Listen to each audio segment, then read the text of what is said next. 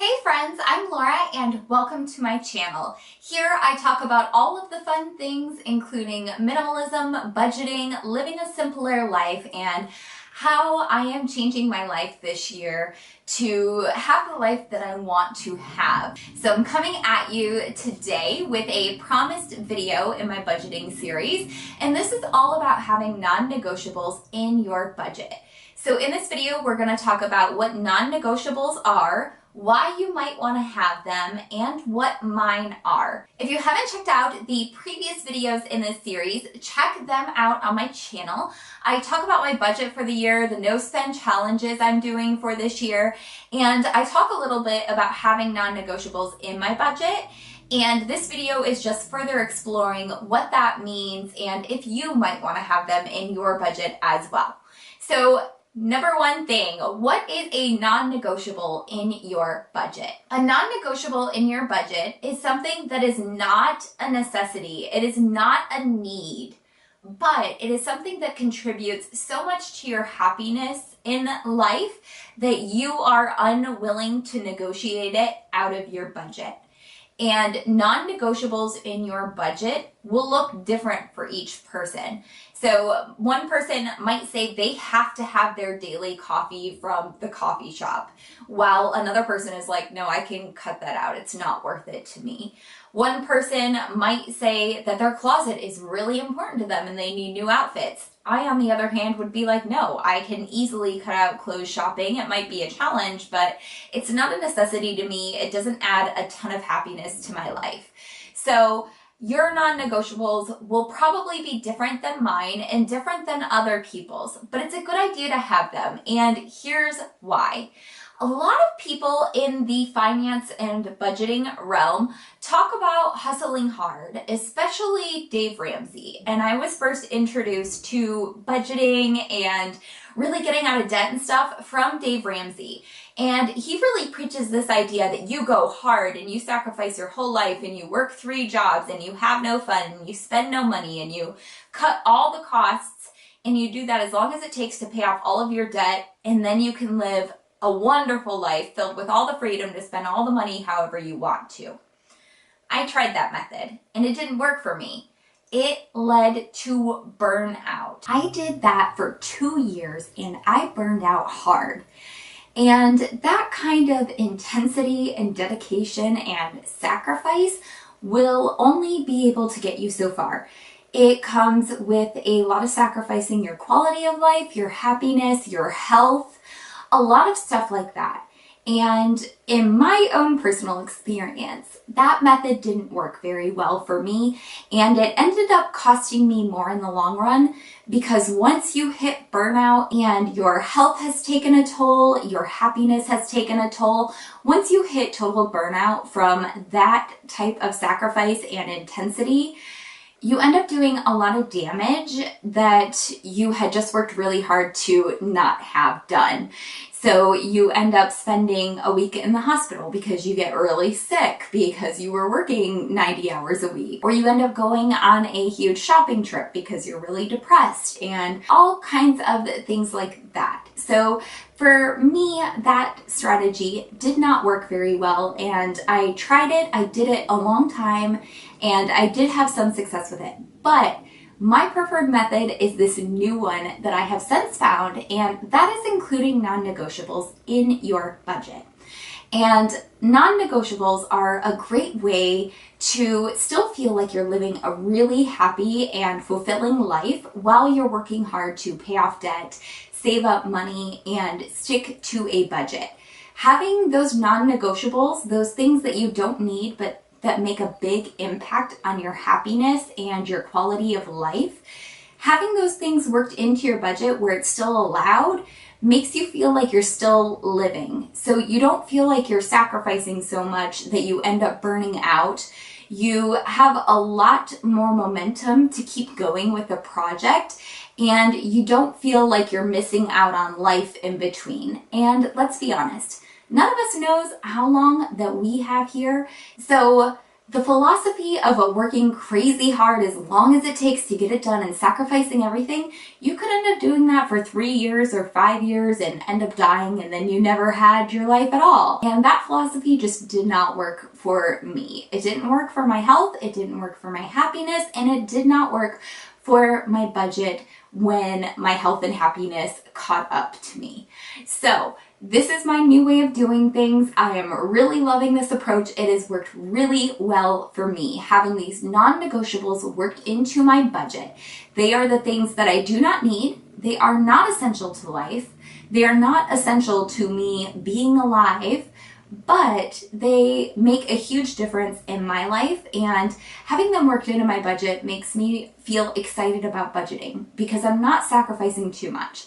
I am cutting back in a ton of areas. It is very challenging, but I still have those couple allowances in my non-negotiables that make me feel really happy and that really add value to my life.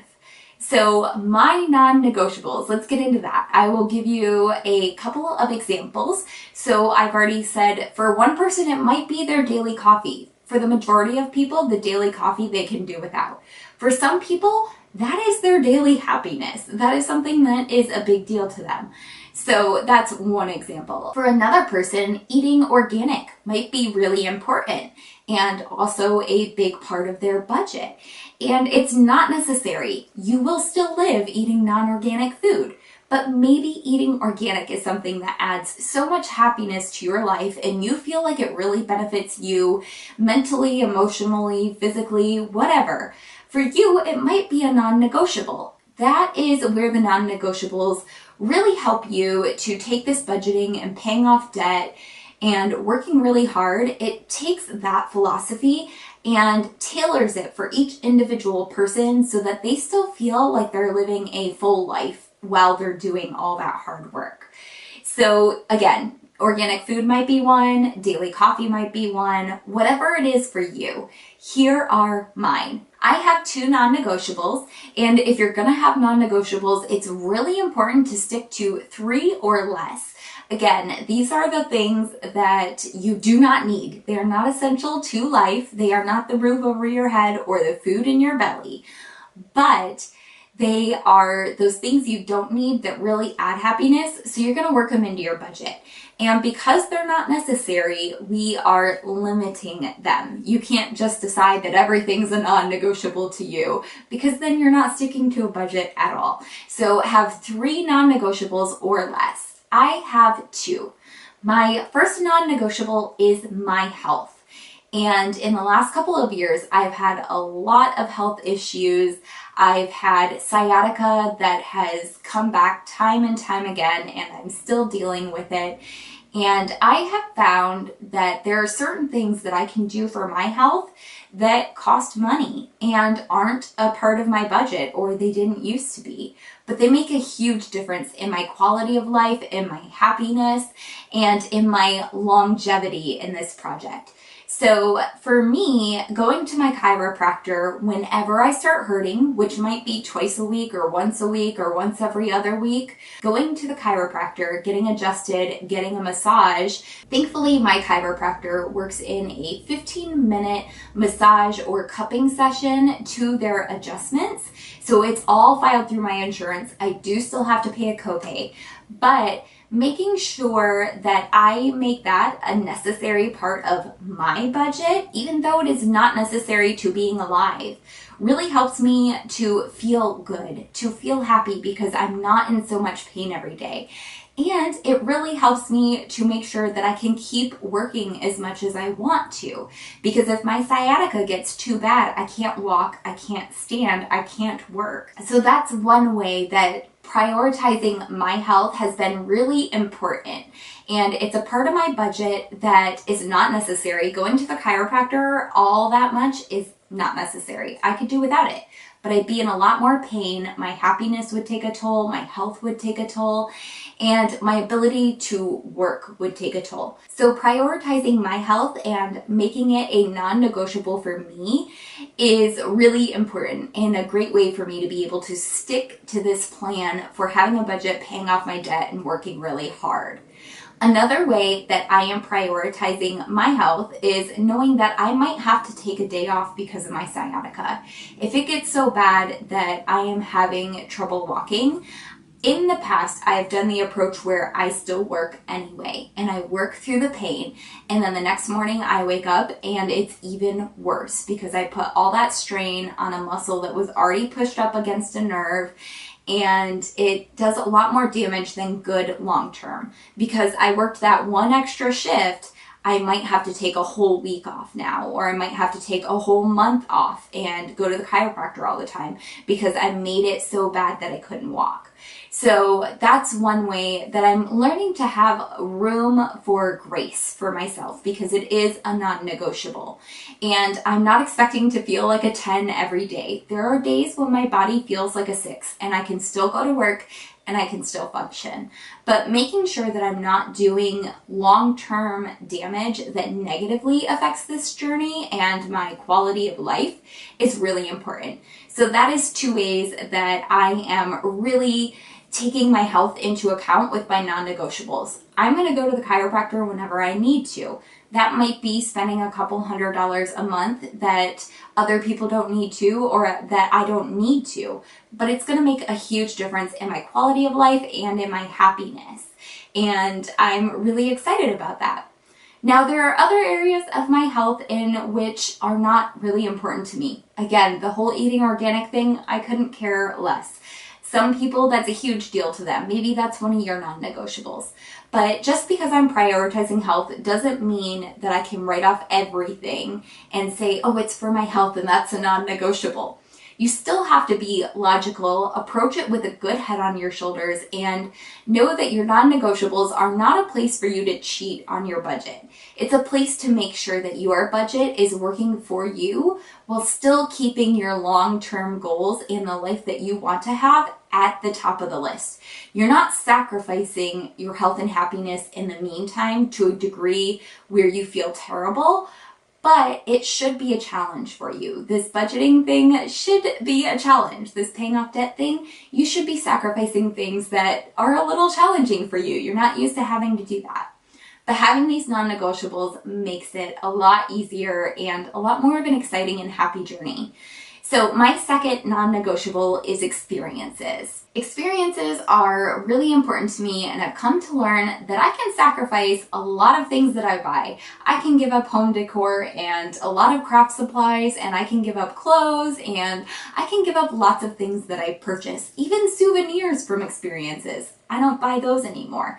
I don't need to. But one of my non-negotiables is experiences, because in that 2-year frame where I was working really hard and hustling and sacrificing everything, I had no life experiences.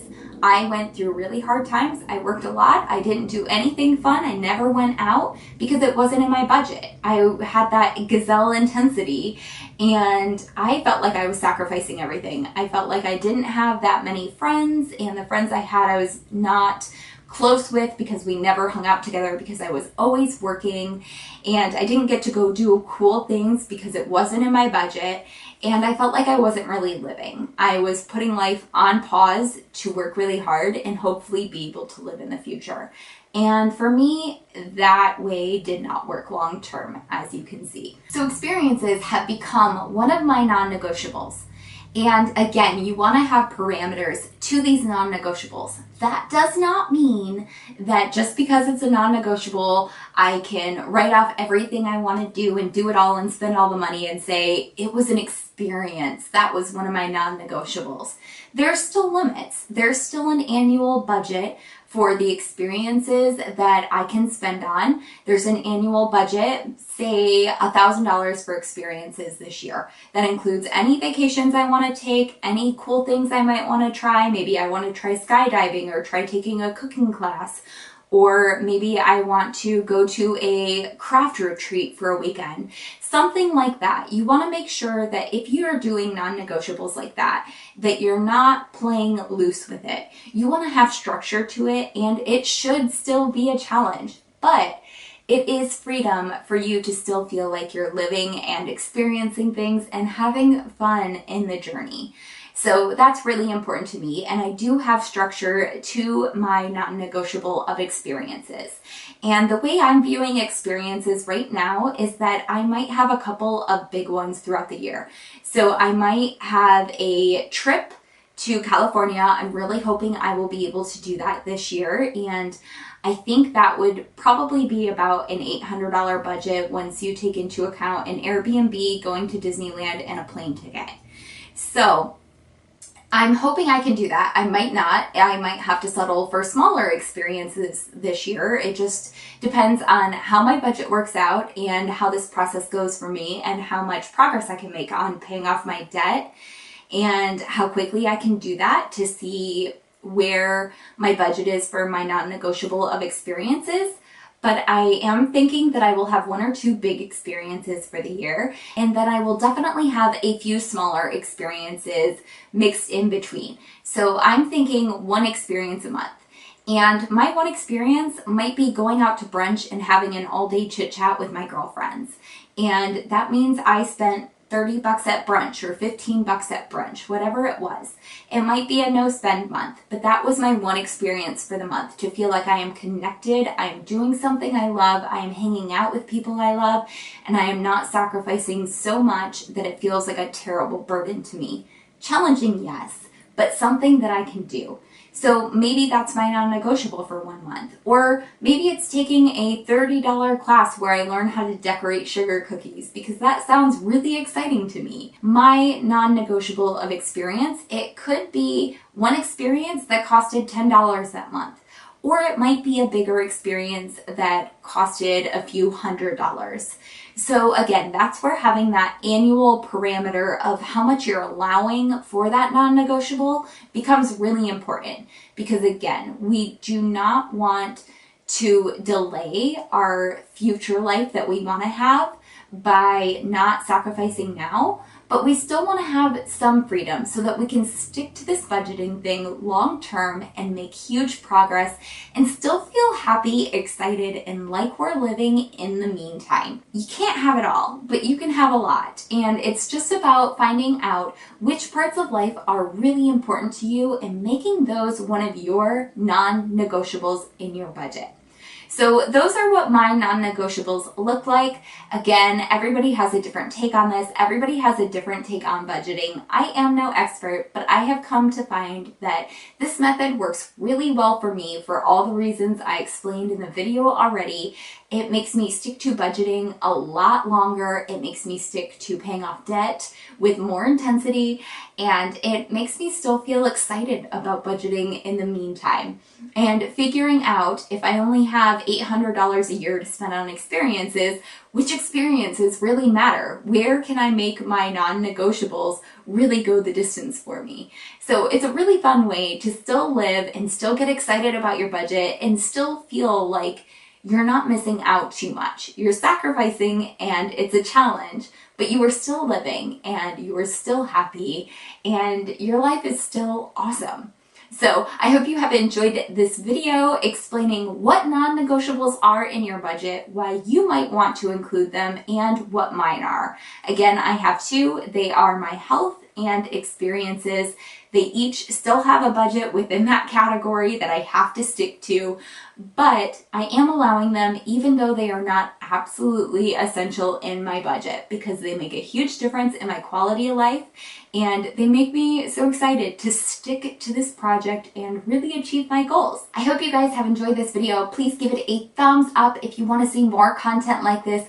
Leave me any questions or comments down below. Remember, I am not an expert here. I'm just sharing my own experience and hoping to motivate you if this is part of your journey too.